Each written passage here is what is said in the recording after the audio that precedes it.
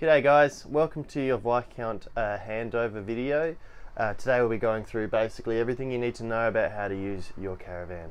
Alright, so just to point out a few things that I just want to make you guys aware of, just little short things. Firstly, your smoke alarm's located just up here. It's a battery operated smoke alarm, so it's just a twist and turn, pull it out, twist and turn, just your battery that you need to use to replace it. That's not battery powered or anything like that. Okay, fire extinguishers will be located near your door. In this case, in a V3.5, it's located up in the top cupboard here. Alrighty, so the main light switches for your kitchen area will be located by your door, as well as if you have a premium package, your strip lighting, and your awning switch as well, which will be standard. Other light switches will be located throughout the van, like your reading lights we've got over here, all switched on just by the switch below the light. Below your sink, above your sink, we'll have one right above it. There's a little button that you can press in, two buttons to light it up completely, a third click to turn it off. Range hood has the same thing. Power on, press a little light symbol, it's all touch sensitive. And then while we're on the range hood, what we want to do is basically have it all turned on. 3 fan speeds. Press the plus, 2, 3, it'll go full bore. 4th press turns it off. Underneath there's a filter that you can clean and maintain. Okay guys, so another quick thing I just wanted to take you over was how to lift up and drop down your bed frame. Really easy. You just need to remember to make sure you're using the bracket from the bottom of underneath the mattress when you're lifting it up. Lift it up by the bracket. Underneath we will have, if you have a premium pack, the footrest cushions, we'll go over that in a second. You've also got the TV box for the TV. It also comes with the legs in that box if you want to go outside and put it on the picnic table. We've got the jack wheel brace, and the winder for your drop down stability legs. We'll go over that when we head outside. You'll also find an awning stick either in your tunnel boot or underneath the bed.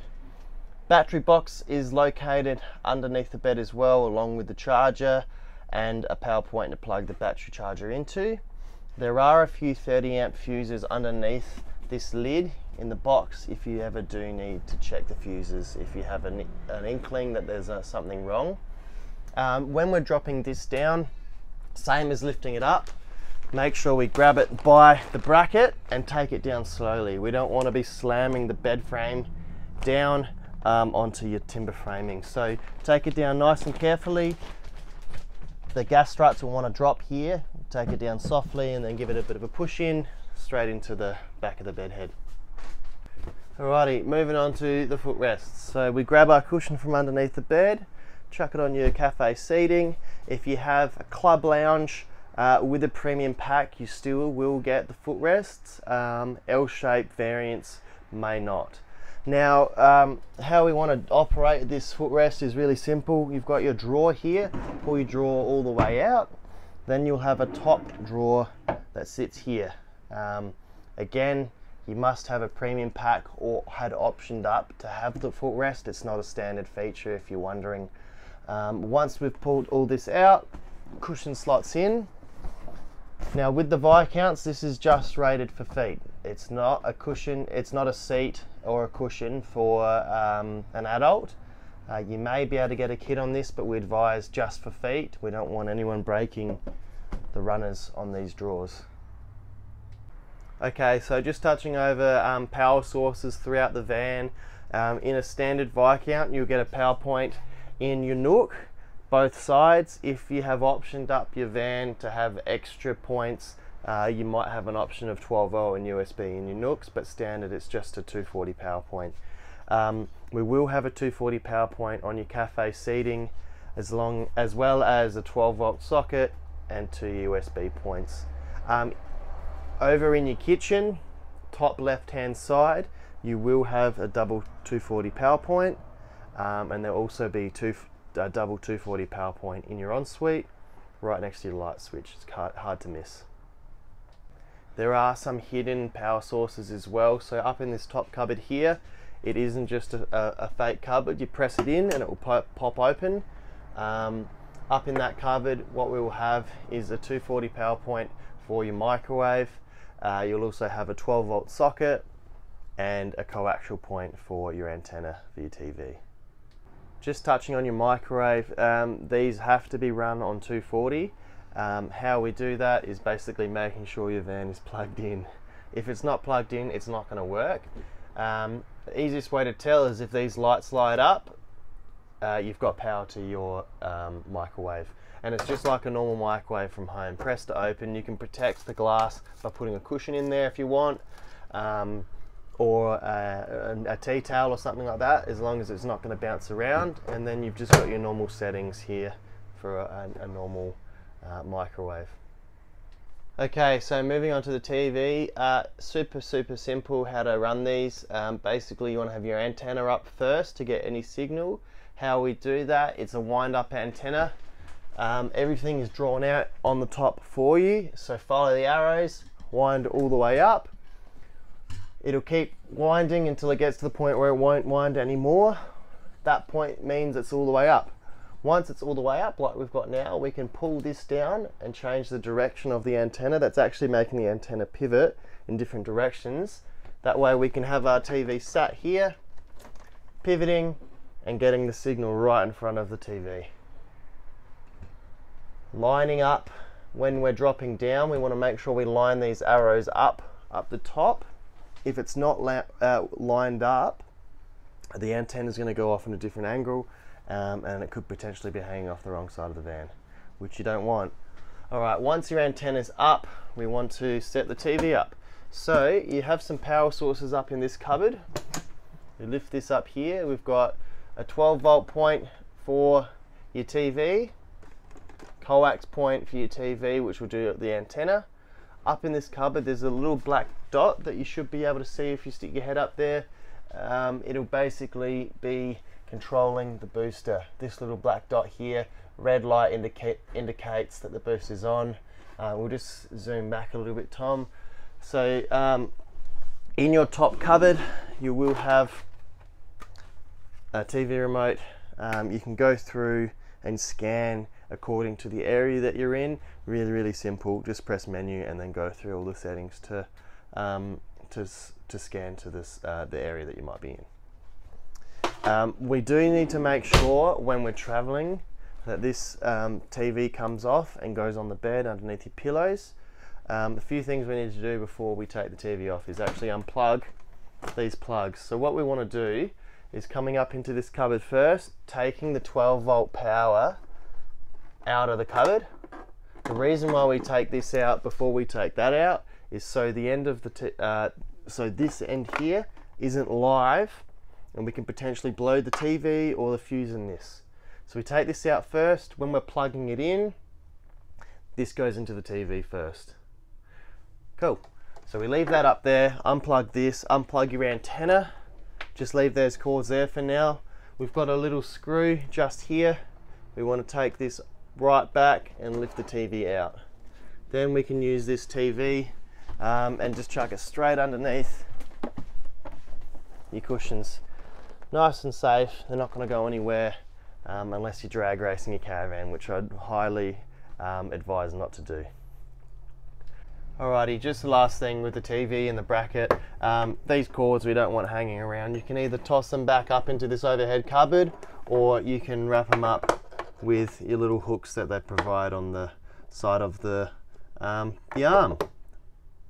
Alrighty, just going on to Sirocco Fans now.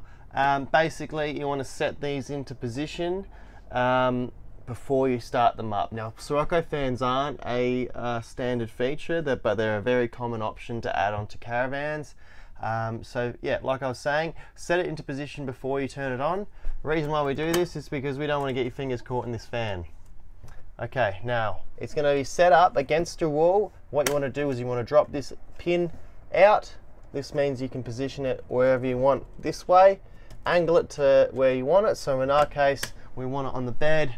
It's a hot night in Darwin and you just want a bit of airflow. From here, we've got a button down the bottom both sides, it's a little fan. Really faint to see, but it's a little fan. Press that in, you've got 3 fan speeds.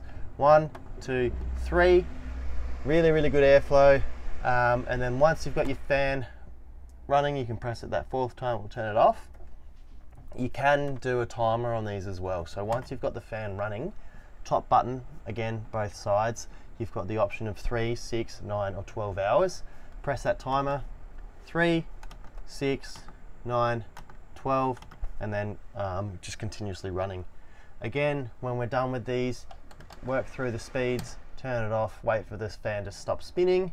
Then we can set this up, open that pin, pull it out to the side, lock it away. That way, if you tall fellas can't hit your head on the fan, then it's out the way completely.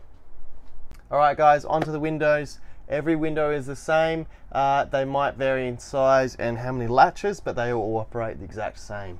So how we want to operate a window and open it up, you've got these little latches here. Let's open them all up so they're not locking in. So once the window's unlocked, we push out, you'll hear a click. As soon as you hear the click, stop pushing. That's where it's set to stop.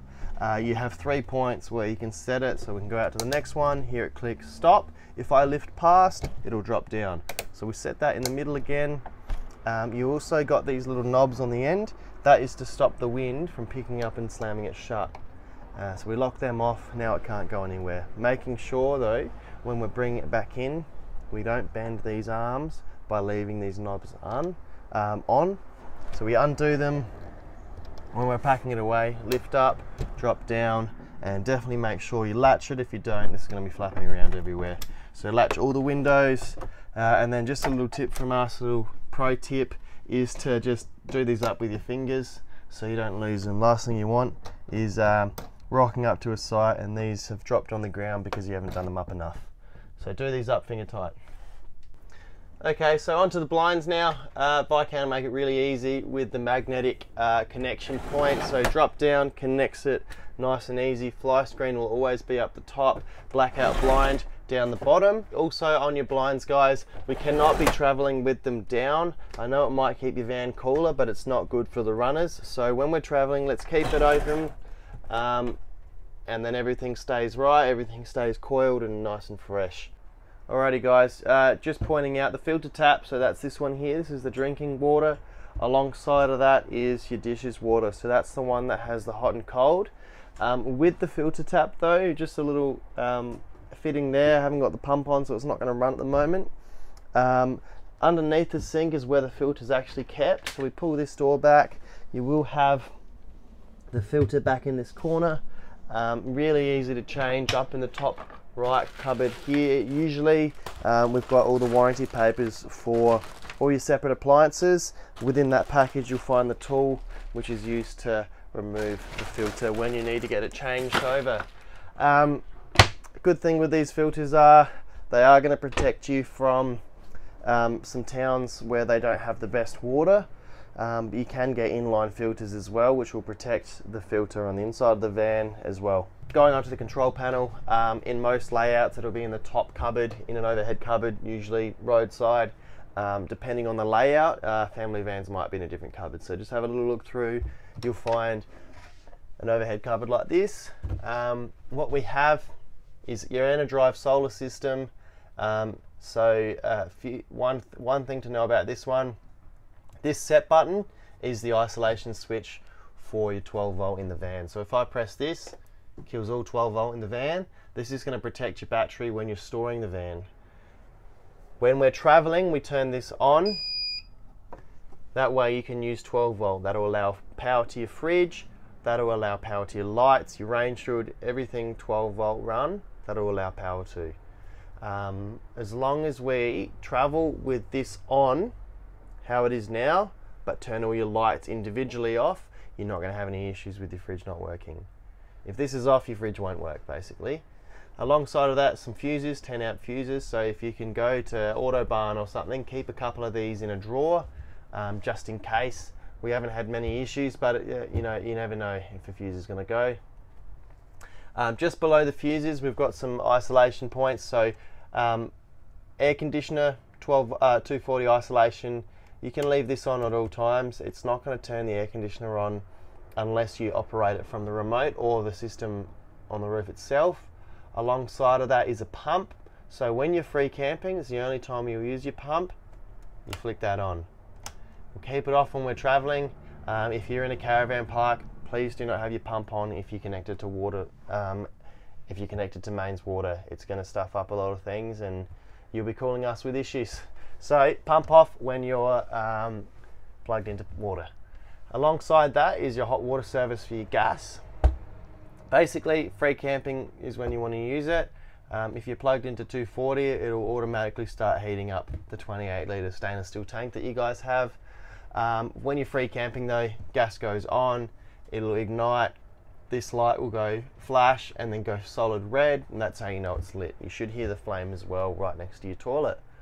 Alongside that, we've got your projector system. So basically this just tells you the voltage, when it's fully charged, when it's charging, when it's bulk charging and stuff like that. All these buttons here we don't need to play with because it's already set to suit the Caravan. Just below that one we've got your water gauges. So this van in particular has been optioned up with a grey water tank, and that's why we have this second tank here. We press the test button to have a look at the water levels. So at the moment we've got, well, I'm going to say this is your mains water and that's your grey water there. So there's your two tanks. Grey water tank will be empty, and the easiest way to tell is by filling your tanks up and seeing which one's which. Generally it's that order though. Alrighty guys, onto the radio. Top left button here is a power on button. We click that on, it'll say welcome. Once it's turned on, you'll have a few stations you can scan through using these buttons, or you can use the quick scans like I've just done now. Go to Triple J, turn the music down for a second so you guys can hear me. If you guys wanted to play around with the inside sound and the outside sound, you've got two buttons down here, in and out and all.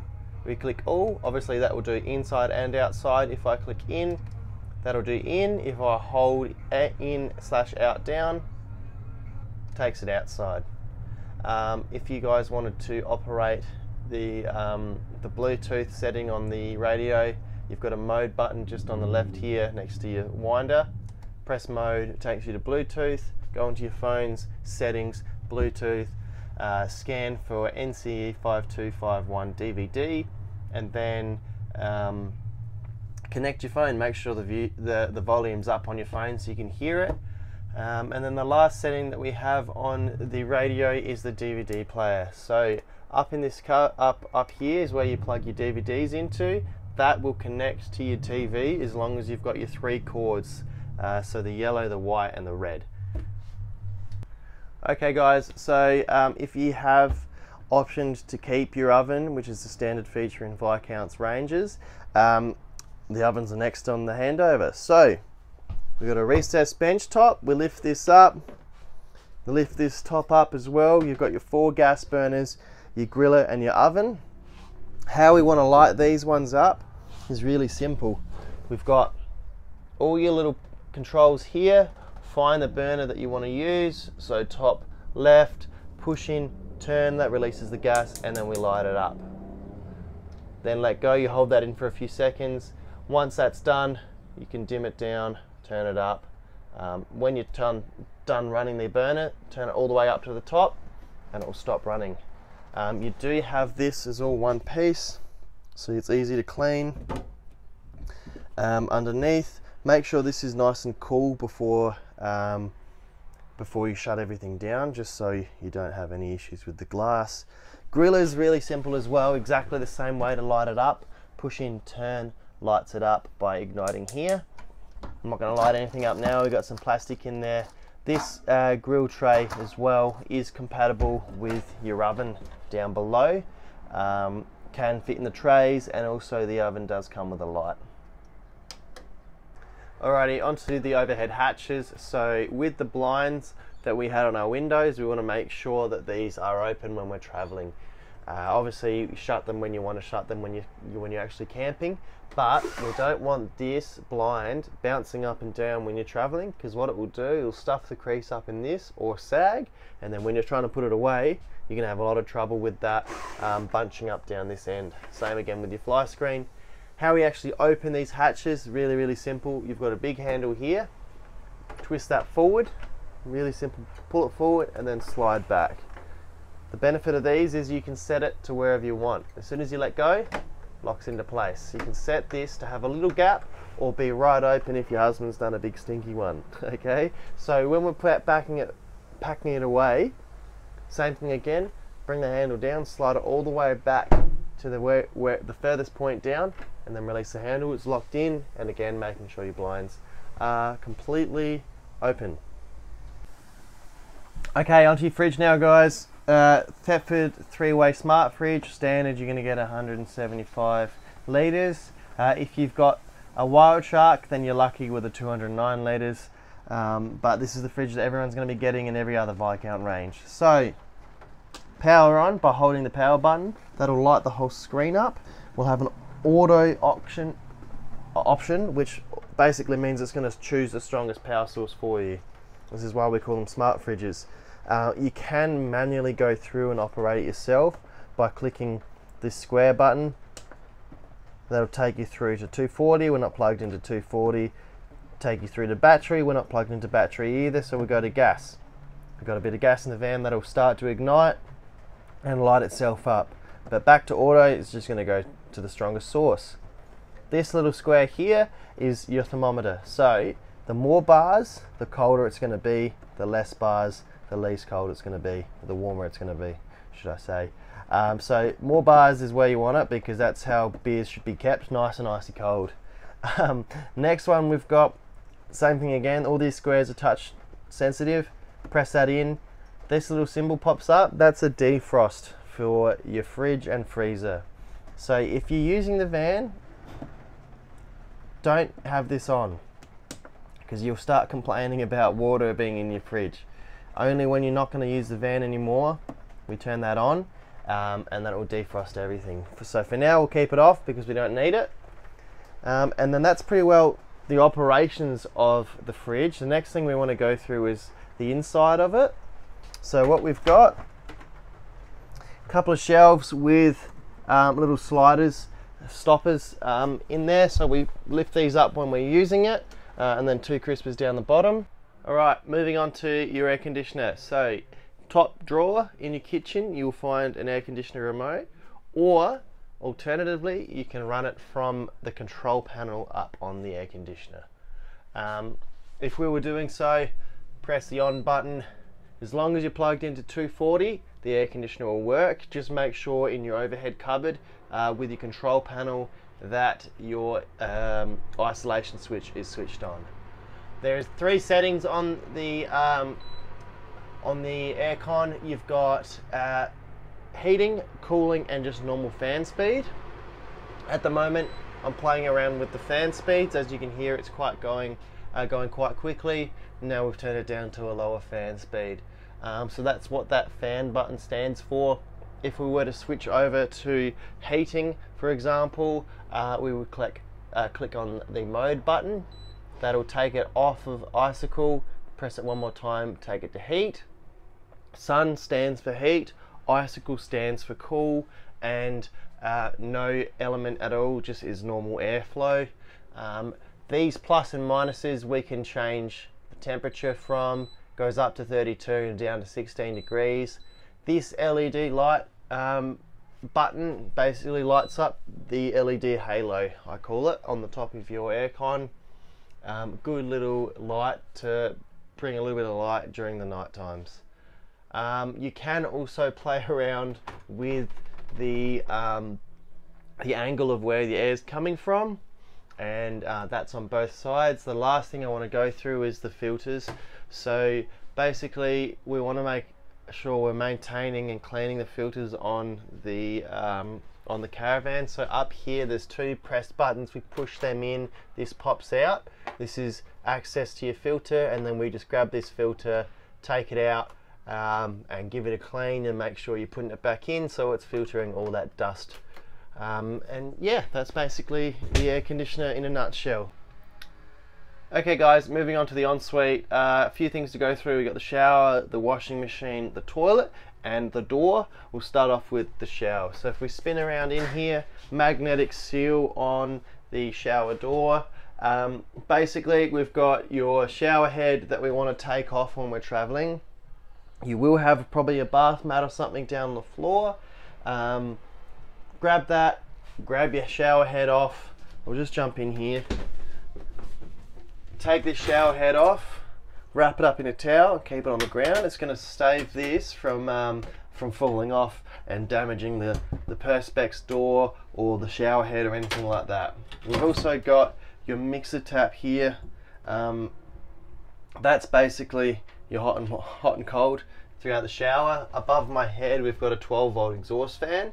So wind to open, wind it all the way. You don't have to have the fan on, but I'd suggest it. It's gonna just suck all the steam out of the shower, which when you jump out of the shower could potentially go into the rest of your van. You don't want moisture in your van. So little switch here powers the fan. It's a 12-volt fan.